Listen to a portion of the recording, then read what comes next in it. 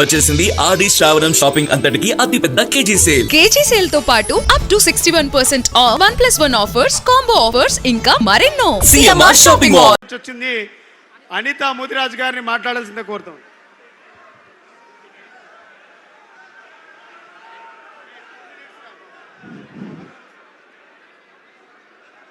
నా పేరు అనితా ముదిరాజ్. ఇక్కడికి విచేసి వచ్చినటువంటి నిరుద్యోగ యువతి యువకులకు మరియు అదే విధంగా బీఆర్ఎస్ ప్రధాన నాయకుడు మన కేటీఆర్ అన్నకి ఇంకా ముఖ్యమైన నాయకులందరికీ నమస్కారం. ఈ రోజు కాంగ్రెస్ చేస్తున్నటువంటి పాలన అతి ఎట్లా ఉందంటే మనని దోసుకోనికే కాంగ్రెసే పుట్టిందా అనిపిస్తుంది. అందుకే ఈ రోజు నిరుద్యోగ యువతి యువకుల నుండి శోక సంతాప హృదయంతో కాంగ్రెస్ కు ఘనమైన నివాళులు అర్పిస్తున్నాం. ఈ రోజు చూసుకున్నట్లయితే ఆయన మేనిఫెస్టోలో చెప్పిండు, ఒక సంవత్సరం లోపల 2 లక్షల ఉద్యోగాలు ఇస్తామని. ఆ యొక్క 2 లక్షల ఉద్యోగాలకు ఆశపడి ఆయన తొడగోసుకుంటే మేము మెడగోసుకుంటాం అనే విధంగా చెప్పులు అరిగే విధంగా ఆయన కోసం తిరిగినాం. కానీ ఈ రోజు ఏం చేస్తుండో నిరుద్యోగులతోనే ఆట ఆడుకుంటుండు. నిరుద్యోగులతోనే ఆట ఆడుకుంటే ఆయన పార్టీని ఈ రోజు నుండే బొంద పెడతామని మేము బీఆర్ఎస్ మీటింగ్ నుండి హెచ్చరిస్తున్నాం. ఈ తెలంగాణ అంటే ఎవరిది అనుకున్నావు? రేవంత్ రెడ్డి, నువ్వు ఒక పాలమూరు బిడ్డ, వెనుకబడ్డ జిల్లా నుండి వచ్చినావు.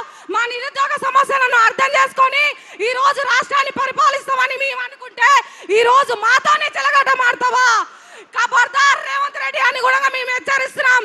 అదే విధంగా చూసుకున్నట్లయితే ఆయన 2040 దాకా సీఎం అయితే అంటాడు. ఏ విధంగా అయితే సీఎం నువ్వు ప్రజా వ్యతిరేకంగా పాలన చేసావా?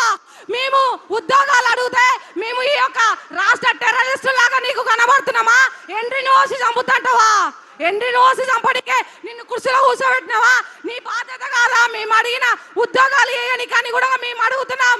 తక్షణమే 20,000 నోటిఫికేషన్ తోని నువ్వు ఈ రోజు ఉద్యోగాలు రిలీజ్ చేస్తానని అనుకుంటే ఈ రోజు బొంద పెట్టడానికి మా అడుగులు ముందల పడ్డాయని కూడా హెచ్చరిస్తున్నాం.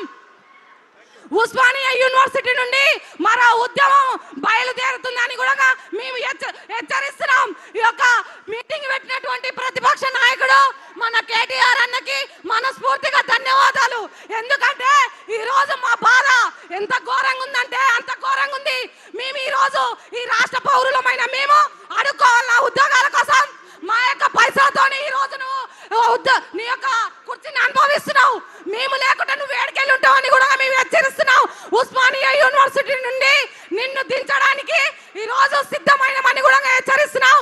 ఇంకా అనుకుంటున్నావు ఇంకా 2040 దాకా అధికారంలో ఉంటావని అనుకుంటావు. నువ్వు చూసుకున్నట్లయితే పక్క రాష్ట్రంలో కూడా సిద్ధరామయ్యని పక్క జరిపి వేరే నాయకుని కుర్చీలో కూర్చోబెట్టారు. ఈ 2 ఏళ్ళు కూడా నీ పాలన కాపాడుకో అని కూడా మేము హెచ్చరిస్తున్నాం. జై తెలంగాణ. Thank you.